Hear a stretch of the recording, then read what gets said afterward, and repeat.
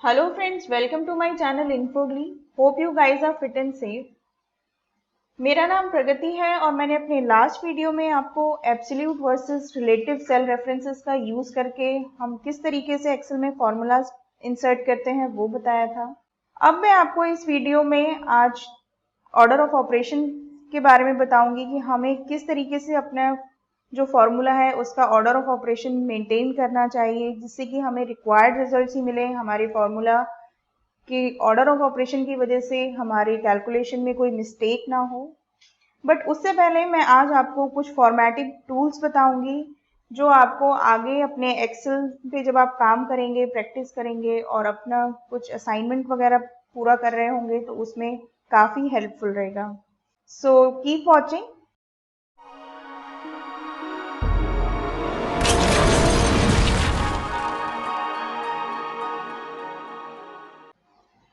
जैसा कि आप लोग स्क्रीन पे देख सकते हैं कि मैंने एक डमी ऑर्डर शीट क्रिएट की हुई है। यहाँ पे काफ़ी सारे कॉलम्स और रोज में मैंने डेटा इंसर्ट किया हुआ है। सबसे पहले मैं आज आपको इंसर्ट जो फंक्शन है इसके बारे में बताऊंगी। सपोज यहाँ पे ये जो ऑर्डर आईडीज आप देख रहे हैं, इससे पहले मुझे कोई सीरियल नंबर्स इंसर्ट करने हैं कि मेरा ये जो ऑर्डर्स हैं उनके आगे मुझे सीरियल नंबर चाहिए, तो मैं किस तरीके से करूँगी। उसके लिए मुझे इसके आगे पहले ए कॉलम के आगे पहले एक न्यू ब्लैंक कॉलम ऐड करना होगा। तो उसके लिए मैं पहले कॉलम ए को सेलेक्ट कर लूँगी, इंसर्ट पे क्लिक करूँगी।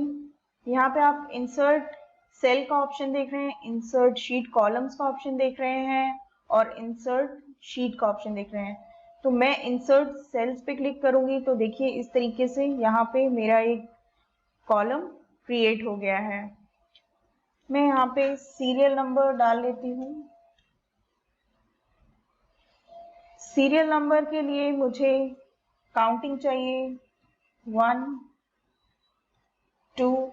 अब इस तरीके से यहाँ पे थोड़ा छोटा डेटा है तो मैं 1 2 3 करके भी डाल सकती हूँ, but that will take much of my time. तो इसके लिए हम दो सेल्स में नंबर्स इंसर्ट करके उसके बाद यहाँ पे आप ये ग्रीन कलर का जो एक स्क्वायर देख रहे हैं इस पे मैं कर्सर लेके जाऊंगी और इस पे जब मैं डबल लेफ्ट क्लिक करूंगी तो ये इस तरीके से मेरी एंट्रीज ऑटो फिल हो जाएंगी। तो ये एक शॉर्टकट है जिससे कि हम अगर हमें सीक्वेंस में नंबर डालने हैं तो हम इस तरीके से शॉर्टकट को यूज करके नंबर इंसर्ट कर सकते हैं।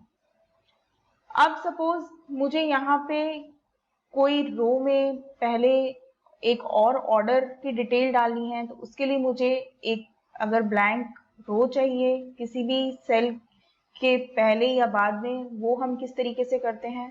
सपोज मुझे यहाँ पे रो नंबर 9 के पहले एक ब्लैंक रो इंसर्ट करना है तो मैं इस तरीके से यहाँ पे आप देख रहे हैं जहाँ पे रो नंबर डले हुए हैं एक्सेल में, वहाँ अपना कर्सर ले जाके रो को सिलेक्ट करूंगी, इंसर्ट में जाऊंगी, इंसर्ट सेल पे लेफ्ट क्लिक करूंगी तो इस तरीके से मेरा रो नंबर 9 में एक ब्लैंक रो क्रिएट हो जाएगा। अब आप यहाँ पे देख सकते हैं ये कुछ मेरे कॉलम सी में जो डिटेल्स हैं वो हमें हैश साइंस में दिख रहे हैं, मीन्स हमें पता नहीं चल रहा है कि यहाँ पे क्या डिटेल है।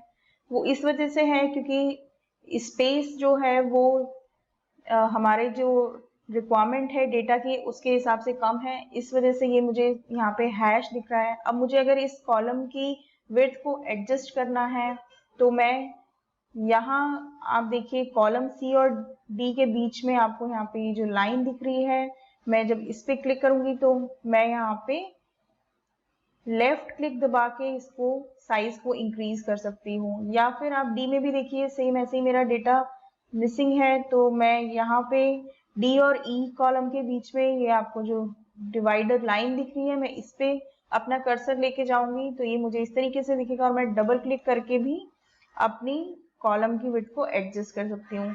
या फिर आप यहाँ पे फॉर्मेट में आकर भी इसको विड्थ को एडजस्ट कर सकते हैं। यहाँ पे देखिए रो हाइट आप एडजस्ट कर सकते हैं, कॉलम विड्थ अपने हिसाब से एडजस्ट कर सकते हैं। कॉलम विड्थ एडजस्ट करने के लिए हमें क्या करना पड़ेगा, अगर सपोज मुझे यहाँ पे कस्टमर नेम भी फुल नहीं दिख रहा है, ये कहीं कहीं कट रहा है।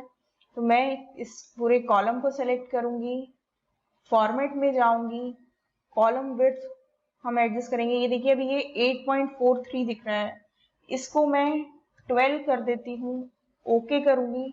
तो ये थोड़ा बढ़ गया है बट अभी भी मुझे पूरा नहीं दिख रहा है। तो आप इसको इस तरीके से यहाँ से एडजस्ट कर सकते हैं। सपोज मैं इसको 20 करके ओके कर देती हूँ, तो ये देखिए मुझे ये पूरा दिखने लगा है। यहाँ पे भी आप सेगमेंट में भी देखेंगे तो ये भी यहाँ पे कटा हुआ दिख रहा है। तो इसके लिए यहाँ पे देखिए शॉर्टकट भी दिया हुआ है, ऑटो फिट कॉलम विड्थ। अगर मुझे इन सारे कॉलम्स के जो डेटा है उनको ऑटो फिट करना है कि मेरे को क्लियरली दिखे कि क्या डेटा मैंने लिखा हुआ है, मैं फॉर्मेट सेल्स में जाऊंगी और यहाँ पे ऑटो फिट कॉलम विड्थ पे जब डबल क्लिक कर दूंगी तो ये इस तरीके से मेरे सेल्स को ऑटो फिट कर देगा। अब आप यहाँ पे देख सकते हैं आगे प्रोडक्ट नेम है, तो आप देखिए ये इस तरीके से काफी लंबा हो जाता है। और मुझे यहाँ पे आगे का डेटा, मेरा क्वांटिटीज, मेरे डेस्कटॉप की जो लिमिट है डेटा डिस्प्ले करने की, उससे बाहर चली गई है क्वांटिटीज की डिटेल। तो मुझे अगर इनको भी अपनी डेस्कटॉप लिमिट में लाना है तो मैं अपने कॉलम्स की विड्थ को थोड़ा सा एडजस्ट कर लेती हूँ। तो क्यू कॉलम में मेरा जो प्रोडक्ट नेम है ये काफ़ी लंबे लंबे नेम्स हैं, तो मैं इसकी विड्थ पहले अपने हिसाब से थोड़ी सी कम कर लेती हूँ। आप देखिए मेरे जो हिडन हो गए थे सेल्स, जो मेरी शीट से बाहर चले गए थे, वो अब डेटा यहाँ पे आ गया है। बट मुझे अगर इस प्रोडक्ट नेम को भी फुल देखना है कि ये क्या क्या मैंने इसमें नेमिंग दी हुई है, तो उसके लिए हम क्या करेंगे, मैं इस कॉलम को सेलेक्ट कर लूंगी। आप यहाँ पे अलाइनमेंट वाले सेगमेंट में देख सकते हैं रैप टेक्स्ट का ऑप्शन है, मैं रैप टेक्स्ट पर क्लिक करूंगी। तो ये देखिए इस तरीके से इसने मेरे डेटा को रैप अप कर दिया है with in the column width, और मेरी जो रो की हाइट है वो थोड़ी सी इंक्रीज हो गई है। और इस तरीके से मेरे को मेरे सारे जो भी हेडर्स थे, मैंने जितने भी कॉलम में हेडर्स डाले थे वो सारे डिस्प्ले हो रहे हैं, और जो मेरा प्रोडक्ट का नेम था वो भी मुझे फुल डिस्प्ले हो रहा है। अब सपोज अगर आपको अपना कोई भी कॉलम हाइड करना है तो आप किस तरीके से कर सकते हैं। अब मुझे आगे इसमें सपोज यहाँ पे कुछ और एंट्रीज करनी है या कुछ कैलकुलेशंस करनी है, या मैं किसी से डिस्कशन में हूँ और मुझे अपनी कोई इंफॉर्मेशन जो एक्स्ट्रा मुझे लग रही है, जो के लिए कोई रिलेवेंस नहीं रखती, या कुछ इंफॉर्मेशन है जो मुझे अपनी हाइड करनी है किसी से डिस्कशन करते टाइम, तो हम उसके लिए कॉलम्स को किस तरीके से हाइड कर सकते हैं वो मैं आपको बताती हूँ। सपोज यहाँ पे मुझे order date and ship date को हाइड करना है, तो मैं इन दोनों कॉलम्स को लेफ्ट क्लिक करके सेलेक्ट करूंगी, राइट क्लिक करूंगी, तो आप यहाँ पे देखिए इस तरीके से एक ड्रॉप डाउन लिस्ट ओपन होती है, यहाँ पे हाइड का ऑप्शन है और मैं इसमें लेफ्ट क्लिक करके अपने कॉलम्स को हाइड कर देती हूँ। ये डेटा डिलीट नहीं हुआ है, जस्ट हाइड हुआ है। आप ऊपर कॉलम नेम से देख सकते हैं, कॉलम ए बी के बाद सीधे कॉलम ई हमें डिस्प्ले हो रहा है। इट मीन्स हमारे कॉलम सी और डी में जो इंफॉर्मेशन है वो एज इट इज वहां पे है, बट इट इज जस्ट कि हमने इसको हाइड कर दिया है। अगर मुझे उसे दोबारा से अनहाइड करना है तो हम किस तरीके से करेंगे, मैं कॉलम बी और कॉलम ई को सेलेक्ट करूंगी, अगेन एक राइट क्लिक करूंगी और फिर से ये लिस्ट में से यहाँ पे आप देखिए अनहाइड का भी ऑप्शन दिया हुआ है, इस पे एक लेफ्ट क्लिक करूंगी और मेरा ये डिटेल अनहाइड होके दोबारा से डिस्प्ले होने लगेगा। सेम इसी तरीके से हम रो भी हाइड और अनहाइड कर सकते हैं। यहाँ पे आप देखिए अगर मुझे कॉलम रो 4 एंड 5 को हाइड करना है तो मैं रो नंबर 4 और 5 को सेलेक्ट करूंगी, राइट क्लिक करूंगी, हाइड पे लेफ्ट क्लिक कर दूंगी, तो आप देखिए मेरे रो नंबर 4 और 5 हाइड हो गए हैं। अगर अनहाइड करना है तो मैं रो नंबर 3 और 6 को सेलेक्ट करके राइट क्लिक करूंगी, अनहाइड पे लेफ्ट क्लिक करूंगी, तो ये दोबारा से अनहाइड होके मुझे इस तरीके से डेटा यहाँ पे दिखने लगेगा। So this is all about the formatting. अब हम बात करते हैं ऑर्डर ऑफ ऑपरेशंस के बारे में।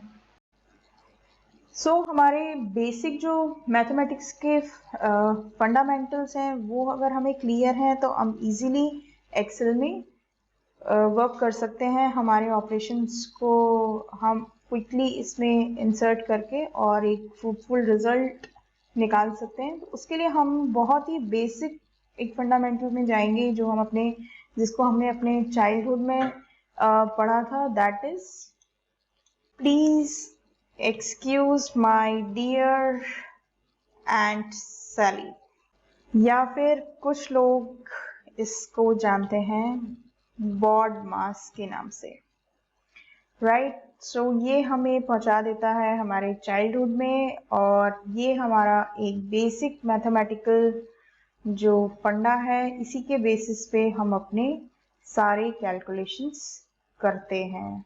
सो यहाँ पे P stand for parenthesis, E for exponentials, multiplications, divisions, additions and subtraction. And here it is brackets, orders, division, multiplication, addition and subtraction. So ये हमारा जो एक बेसिक फंडामेंटल है, इसी को आज हम यहाँ पे यूज करेंगे। आप स्क्रीन पे देख सकते हैं मैंने यहाँ पे एक बिल का टेम्पलेट क्रिएट किया हुआ है। इसमें हमारे पास कुछ आइटम्स हैं और उनकी प्राइसेस हैं। उसका हम सब टोटल करेंगे, टैक्स एंड देन टोटल। सो मैं यहाँ पे इसका टोटल करती हूँ, दैट इज 1300। सो अब अगर हमें इसका टोटल निकालना है तो हम किस तरीके से निकालेंगे, इक्वल्स टू सब टोटल मल्टीप्लाई बाय दिस।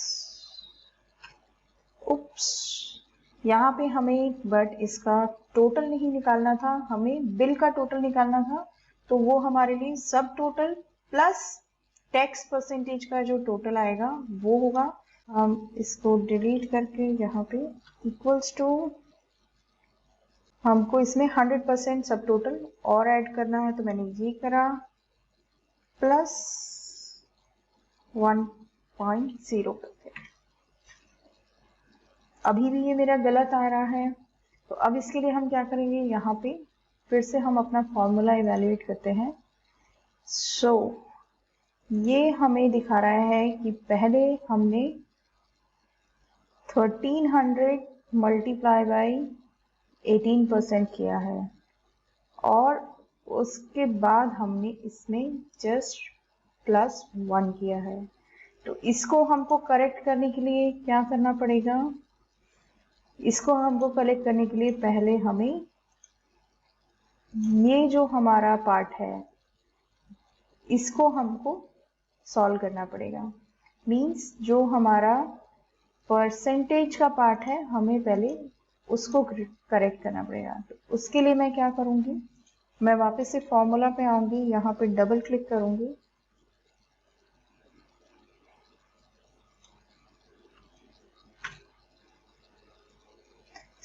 मैंने यहाँ पे ब्रैकेट्स लगा दिए, तो इसलिए इसने पहले ब्रैकेट ऑफ किया है, उसके बाद में मेरा मल्टीप्लिकेशन किया है। इसमें यहाँ पे मेरा C12 में 18% था, उसमें मैंने +1 कर दिया तो वो 1.18 हो गया, और फिर बाद में हमें मल्टीप्लाई करके टोटल ऑफ बिल यहाँ पे आया। So the order of operation is very important. तो हम जब भी कोई भी फॉर्मूला इंसर्ट करेंगे तो उसका ऑर्डर ऑफ ऑपरेशन क्या रहने वाला है, हमें उसका बहुत ध्यान रखना पड़ता है। So friends, this is all about this topic. अब अपने नेक्स्ट वीडियो में मैं आपको बेसिक फॉर्मूलाज बताऊंगी, लाइक सम, जो कि मैं आपको पहले भी डिस्प्ले कर चुकी हूँ एक बार।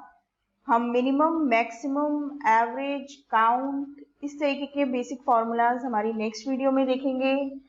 So please do share, like and subscribe my channel and don't forget to press the bell icon जिससे आप मेरी कोई भी अपकमिंग वीडियो मिस ना करें।